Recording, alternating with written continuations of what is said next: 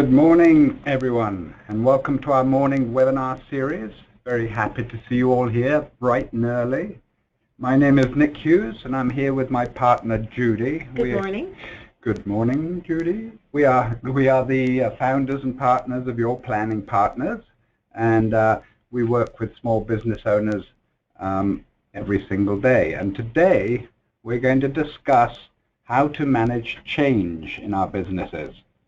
Like all webinars, this one is critical to the success of small business owners. As we will discuss during the webinar, change is a fact of life in business, and so it is imperative we all know how to manage these changes to successful conclusions, and this is not always very easy.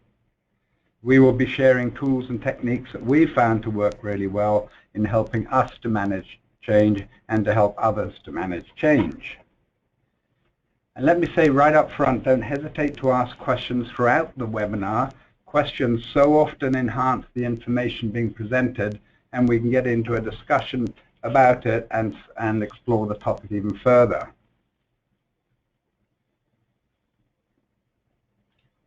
So, what's the agenda for this morning? Well, we'll start off by talking about what is change. And it sounds a funny thing to do, but we need to put a bit of context around it, so that we all know that what it is we're actually talking about and trying to manage. Then the second thing here is we will discuss some of the reasons change initiatives often fail. Excuse me. Some studies have determined that actually 70% of new initiatives fail. Well, I don't want us to spend all our attention on failure. It is important to understand the reasons so we can better avoid them in the future. Then the third item here is we will come to the heart of this webinar, which is the 10 things to do to implement change successfully. So sit back and relax. And as I said before, don't hesitate to share your questions. We have the board up, so we will see them as they come in. And share any comments or experiences you have had when managing change. That will all be very beneficial for all of us. Some bright person in some distant past wrote, change is the only constant in a growing business. So change is the only constant in a growing business. In other words, we can always rely on change happening all the time, every day, throughout the life of our business. So let's talk a bit about what causes change. And again, this is to put some context around the ways of making it successful. Well, growing a business definitely causes change. As the business grows, we've got to create new products, we've got to expand into new territories, we've got to implement new systems, we've got to hire new staff. Every one of those is a change initiative. So if you're in business to grow your business, you will be constantly facing the need to plan and execute change. It's triggered by the fact we've got to solve a problem. We might be getting complaints about customer delivery, so we've got to solve that. We might find ourselves in an area of the city where we have a really bad internet connection. That's got to be solved as well. So solving a problem also triggers change, as does make improvements. Very often you will get suggestions from your team as to ways to improve it because they're actually doing the work. So this might be to streamline client communication by implementing a CRM, putting webinars onto a new and better platform. All change, all requiring things to change and the way you do things to also change. You respond to external forces. Right now we're hearing every day in the newspaper and on the media in general about the fact that we're heading into a bit of an economic turbulence. That's an external force. We have to watch that and make sure it doesn't impact negatively on our business. Another external force might be that one of your competitors suddenly slashes all its prices. Do you respond to that, or do you ignore it? The thing with external forces is that it's our job as business owners to look at what they are, be aware of it, and then to consider if change is required internally, no matter how big or small you are. When something like this economic situation right now, it's our responsibility to sit back and say, is there anything I need to change in order to adapt to it? Yeah, absolutely. We've sometimes got to fix what's broke. If you're in the business of paying people commission and the commission system isn't working, you've obviously got to fix it because that's part of their compensation. Some of our clients are in offices where they have security systems and they need to check them every day, and now and again those things break and it needs to be fixed. So all of these create change in your business and create it when they want it to happen or when you want it to happen.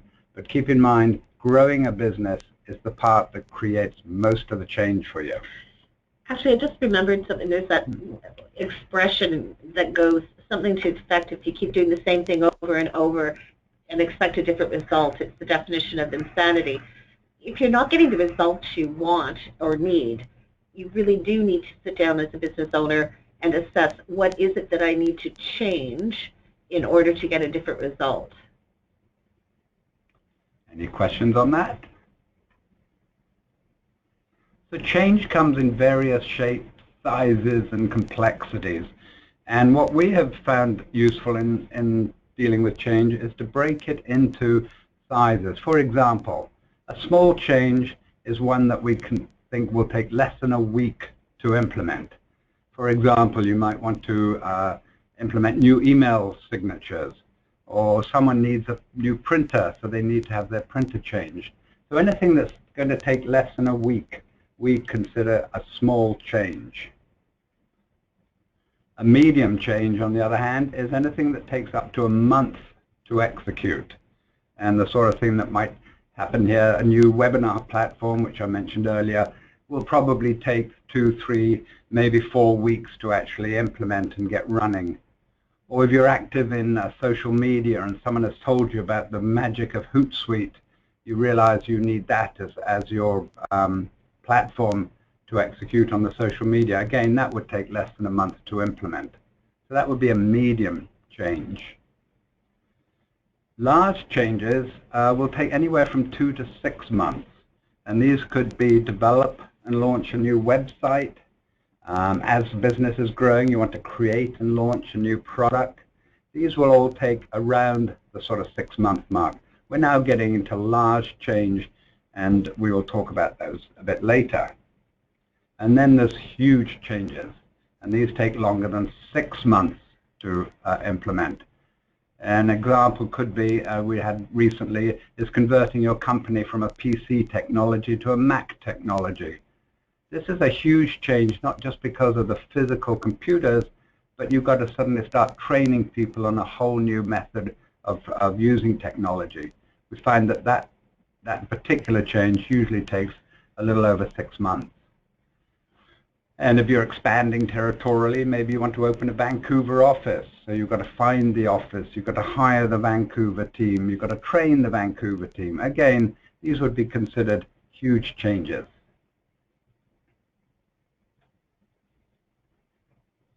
So moving on to what does change failure actually look like. And the reason we want to cover this is, again, it adds a bit of context to the solution section because it helps you avoid these things. So if you're implementing change and any of these things happen, you probably consider the change not a success, and you might have to repeat it, you might have to modify it, you might have to make changes. But the most common thing that everyone experiences in terms of not achieving the change successfully is that the expectations of all the players are not met. In other words, I thought when we implemented a new website it would look this way, and when it actually goes in it looks completely different and operates differently. So my expectations were not met. Even if the change is successful, it's not in my eyes. So we will show you a way of making sure expectations are clear and understood by everyone. Another failure lookalike is major cost and time overruns. If you're ending up spending double what you had expected, or the time of the change is taking twice as long, sometimes that causes the change to actually get cancelled and not proceeded with. Which brings me to the third thing, is change is never completed. And this does happen. A change will take so long to implement, it drags on until other priorities take precedence, and it just comes to a halt. The change never happens. Oh, this is one that we've seen from time to time as well. The new is worse than the old. If the change has been triggered because the existing processes or the existing system is just not working well, so somebody goes in, changes it, implements the new one, and it's even worse than the old one. And that does happen from time to time. So that would be considered a change failure. And somebody gets fired. That's usually a change failure. But why do they fail? And now to take note of these, because if you understand why changes do fail, you can certainly avoid these things in the future. The biggest reason in our experience is that people don't see the change as a project. Managing change and managing projects are seen as two very different things by some people. I disagree with this. Managing change requires the same tools, the same skills, the same focus as managing projects. Both change and projects have a beginning, middle, and end. And to that end, some people assume a change doesn't need a plan. Projects need plans, change needs plans. We often hear that the most common reason is resistance to the change, because people don't like change. I found that people do like change when we give them an extra week's vacation or give them a pay raise, but nevertheless, generally speaking, change is disruptive and some people will resist it. One of the reasons people resist it is because everybody already has a job. So everybody already is busy, and all of a sudden we're asking them to participate in implementing change in addition to the work they're already doing. And so there's an immediate assumption that they're going to be expected to work harder, longer on something that isn't part of their existing job. Yeah, absolutely.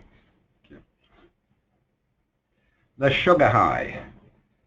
If you take a spoonful of sugar, you get an immediate high of energy. 1 hour later, you're dragging your feet and the energy is just sucked away again.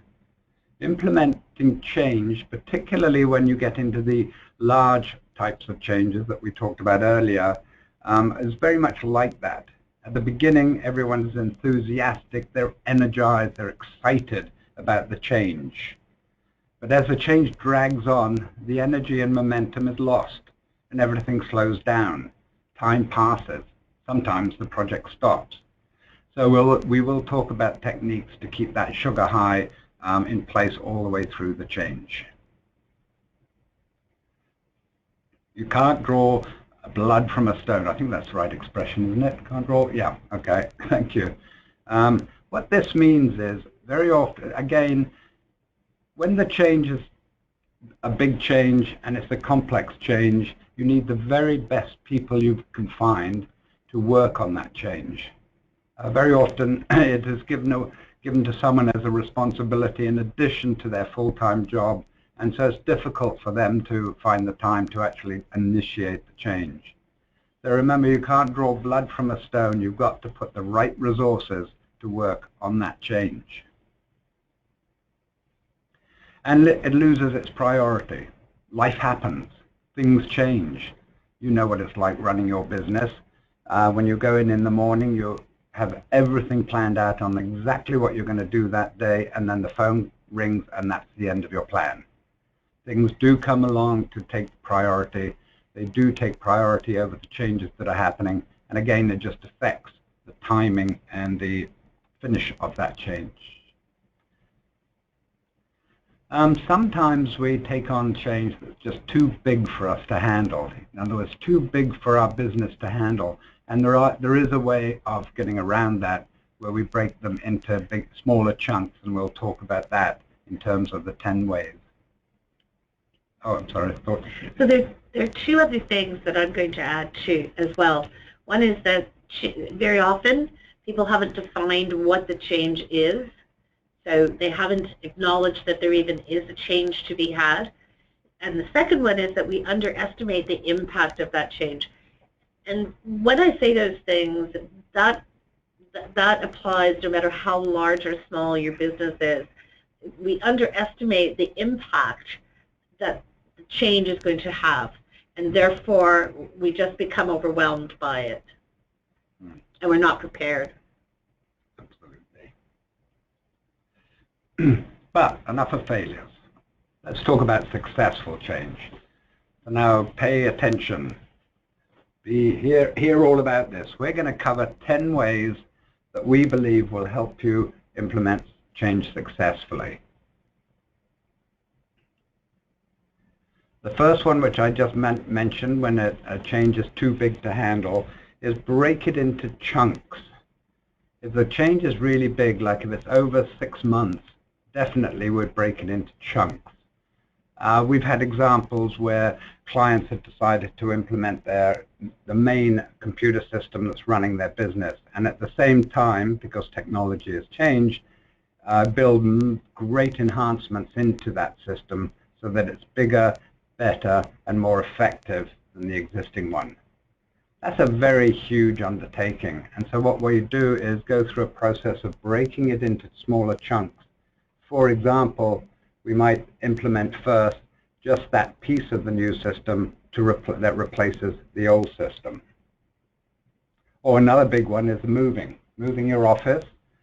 You have to find space. You have to design that space. You have to have the construction done. You have to pack up your existing office. You have to move it on the right day. You have to make sure the trucks or vans can park near the new office, and so on and so forth.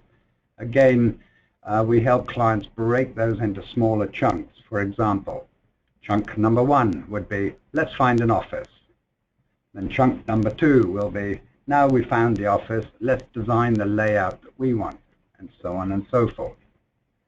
So if you see yourself faced with what you consider a large change, and we would think of anything in the area of, if it's going to take more than 3 months, you should consider doing this. Break it into smaller chunks, because smaller changes are easier to manage and are more likely to achieve success. Quick wins. This is a great one.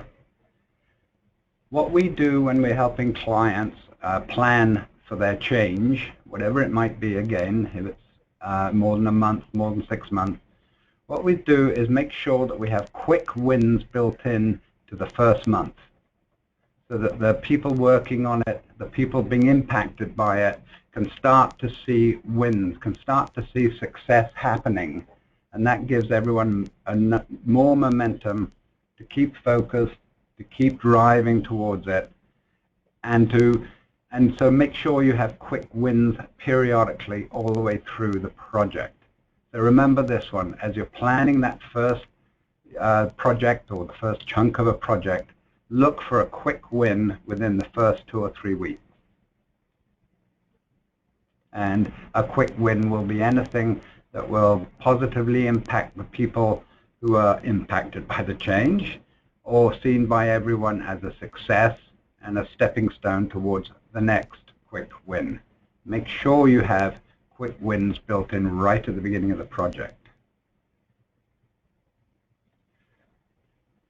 Champion and leader. Now, it doesn't matter if your business is 1 person or 20 people. As you're implementing change, you need two individuals. You need a champion.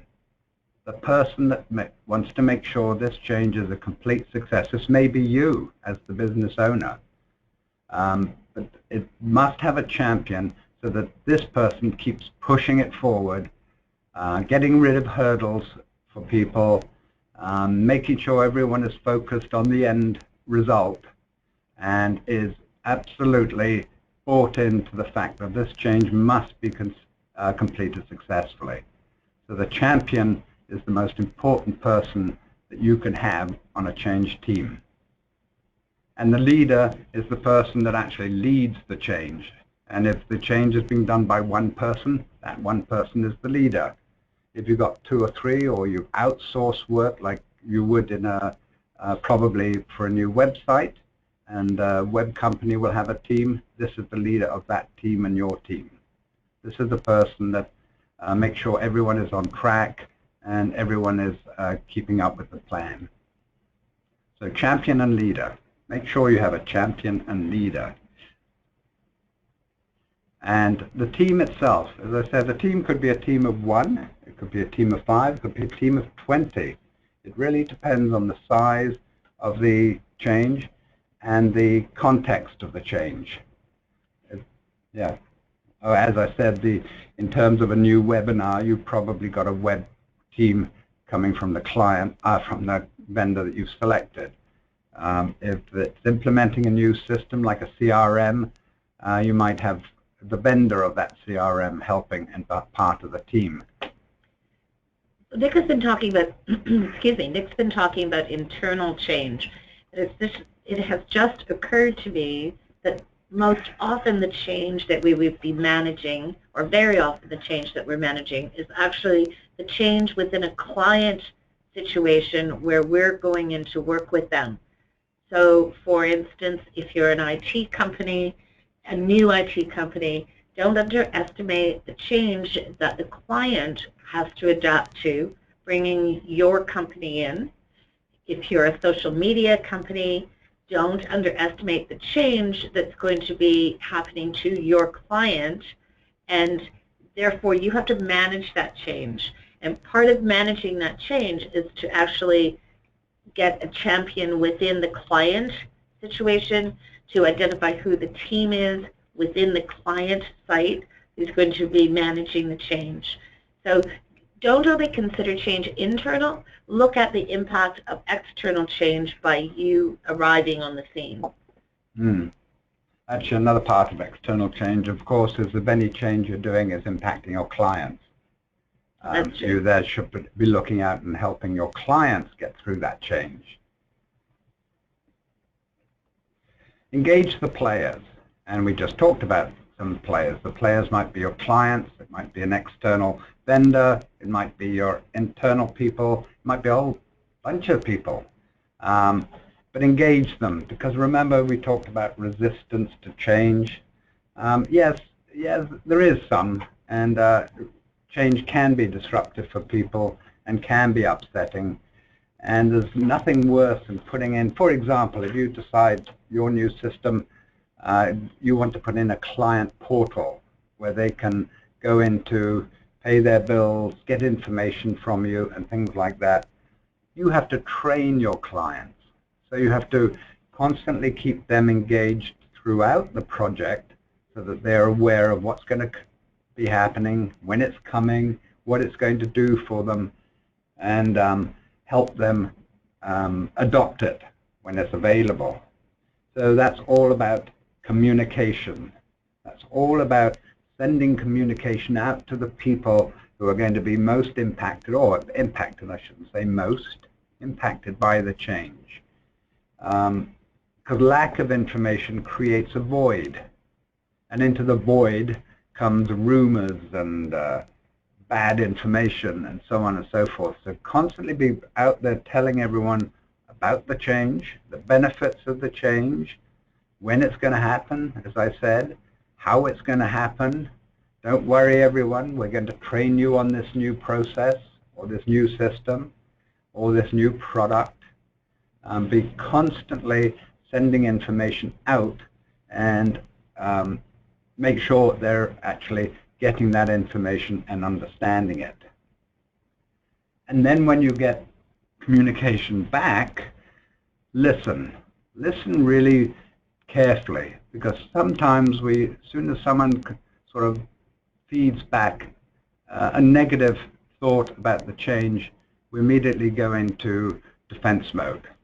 Oh, that person is griping, that person is resisting change, that person is just scared of change. But really listen, because they might be telling you something that you really need to know in order to make the change a success. So communication is both ways, out to the people who are going to be impacted and back into you for clarity, clarification, changes maybe, because it's just not going to work the way you think it should.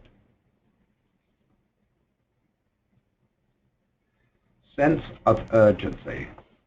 If you read any of the books on change or any of the studies that have been done about organizational change and business change, the one thing that's common through them all is that if you don't maintain a sense of urgency, then the change will probably come to a very slow halt. In other words, something happened that triggered the change. For an example might be the economy we had mentioned earlier might be impacting your particular industry.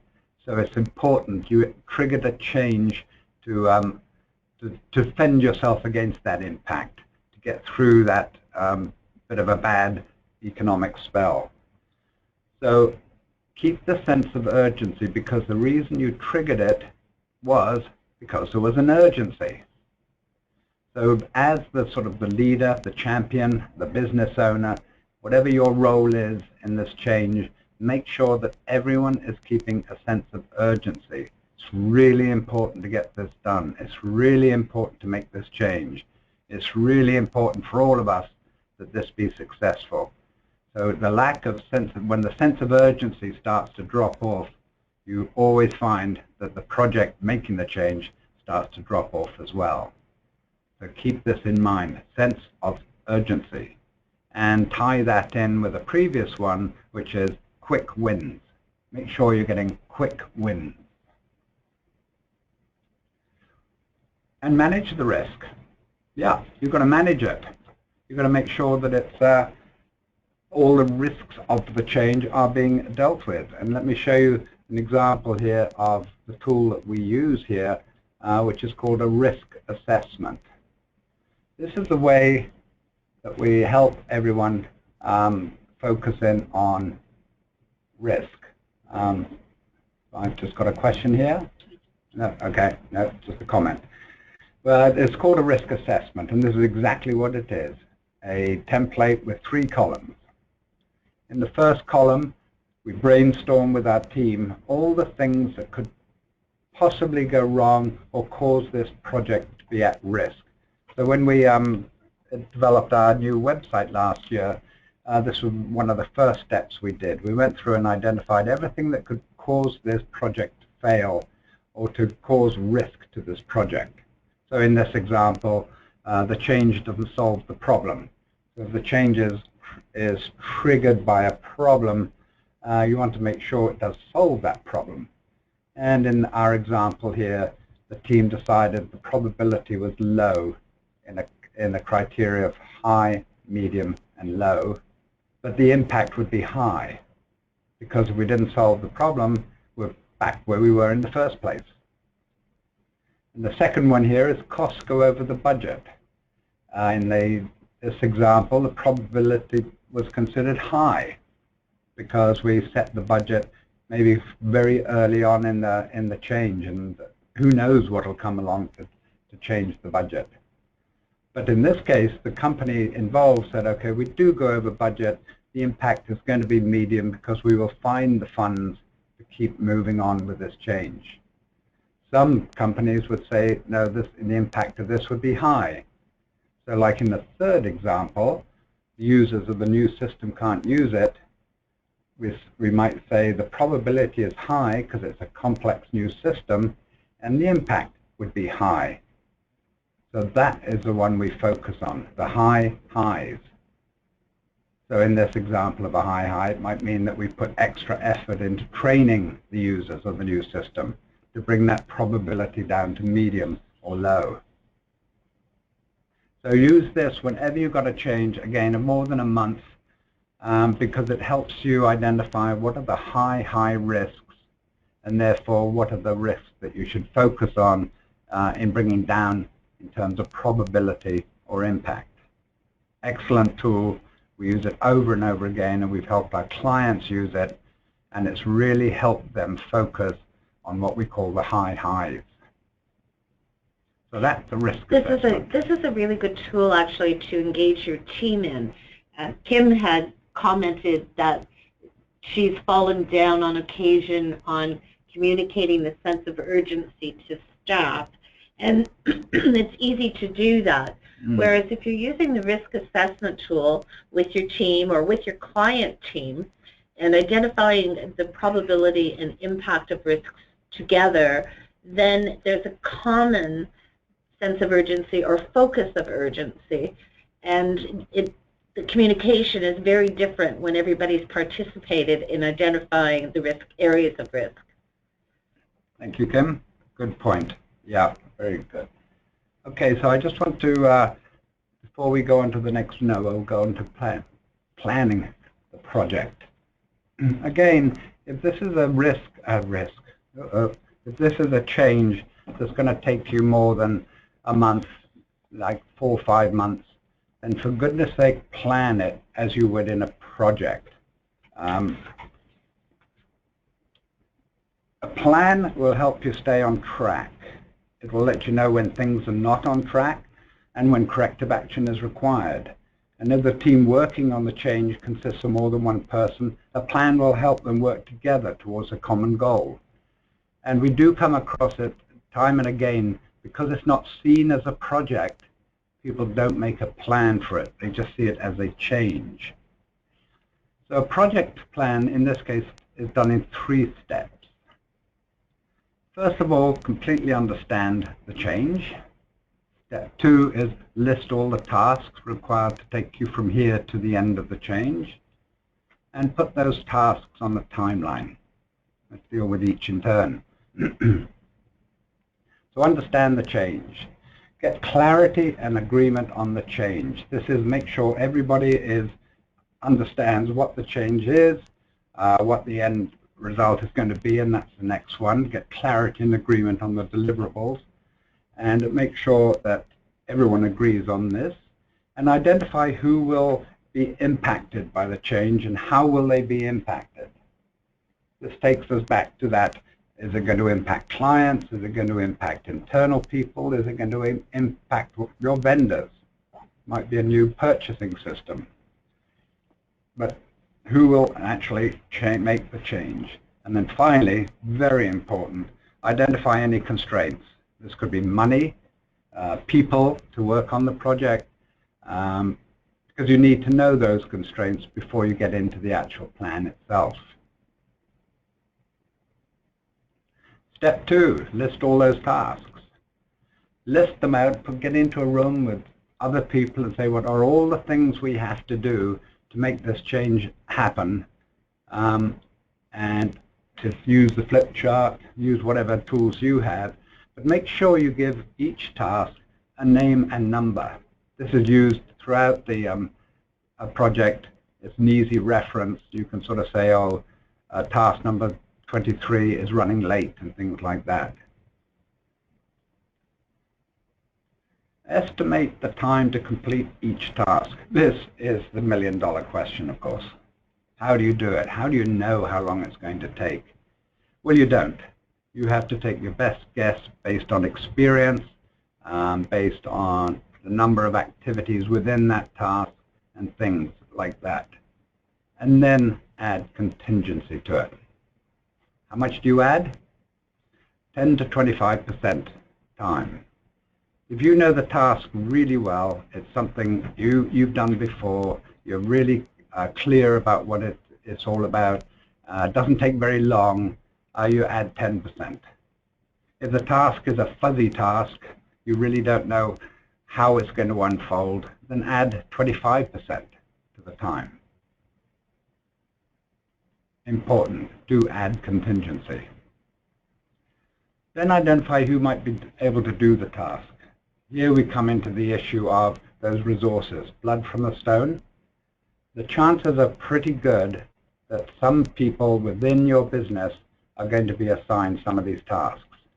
Those are the people, by the way, who have a full-time job already. So how are you going to balance that with this additional work? Probably by taking some of the work away from their existing work away from them to free up some time. Ask them to work an extra hour a day during the life of this project. Or you may need to hire somebody to do the actual implementation of whatever the change is. Absolutely. Thank you. And identify dependencies. In other words, you've discovered that task number, 7 can't start until we finish task number 3 and show those dependencies. Because you know that when you're laying it out on a timeline, you can't show task, what did I say, 7? Starting until task 3 has finished. Here's a hint. Use big post-it notes or index cards, whatever you have handy. Post-it notes are great because you can stick them to things and move them around. So put each task on its own post-it note or its own index card, and we'll come back to that in the next step. So step 3. Now you've got to put it on a timeline. Remember, we've said it before and we've said it all the way through this webinar, most people working on this project still be doing their full-time jobs or still have other things to do, unless, as Judy mentioned, you brought in someone temporarily or even permanently to work on this full-time. So take that into account when you're laying out the tasks on the timeline. Let's think of an example. So an example could be you've decided that a task is going to take 14 hours. Well, if someone was working on that full-time, that would be 2 days. But if someone's working on it part-time, it might be 14 days, because they only have an hour a day to work on it. So keep that in mind. Most people still have other responsibilities.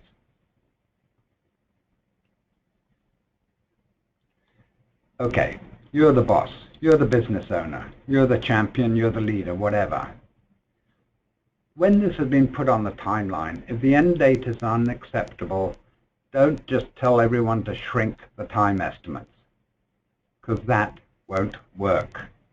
If you shrink time estimates, you will go over time.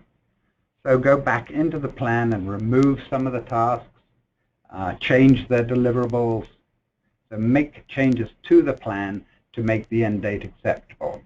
And end dates should only be unacceptable in very unusual circumstances. For example, if you're putting in a new general ledger system, you might say we have to have it ready at year end so that the conversion can be done at a financial year end. It might be something like that.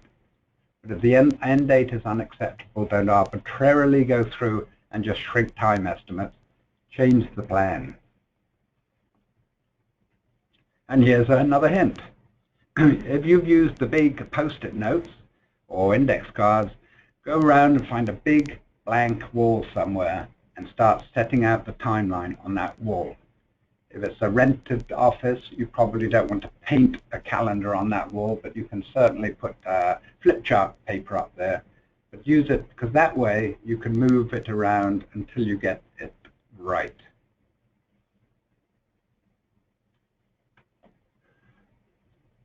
So you make a plan. Whoopee, people say, we've got a plan. It'll work. No, it won't. You've got to now track progress. You've got to make corrections when necessary.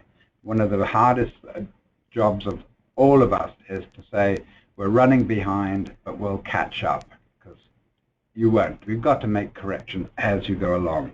And here's some ideas in terms of tracking. We have weekly and monthly progress reviews. So every Monday morning, the people involved in the change will get together and say, yes, we're on track. No, we're not. We need help here. We need some more people. We need something to get us back on track. And it's always weekly, and the monthly sometimes, in fact, isn't required because you're meeting every week anyway to look at progress. But don't forget that a plan has to be tracked. Put key dates into your calendar. If there are some key dates in this plan that you're really interested in meeting, or really interested because you want to see the results on those dates, put them into your calendar to remind you that this is the time to go and talk to someone about a task that they were responsible for and see how it what it resulted in. And if someone falls behind but assures you they will catch up next week, I promise you they won't. Rearrange the plan. They can't catch up because they're already busy, so rearrange the plan. And remember, the person who comes forward with that bad news, as far as you're concerned, that they're falling behind, they don't get reprimanded and beaten up, because if you start doing that, they will stop telling you the truth. So when someone falls behind, thank them for letting you know, and thank them for helping you rearrange the plan. Is that clear? So when someone says, I'm falling behind, I need some help, I need to rearrange my part of the plan, don't scream and yell. Thank them for letting you know, because that's what you want. You want to be able to keep on track. So we covered a lot of these items. So let's just quickly, as we say, embrace change. It means you're growing.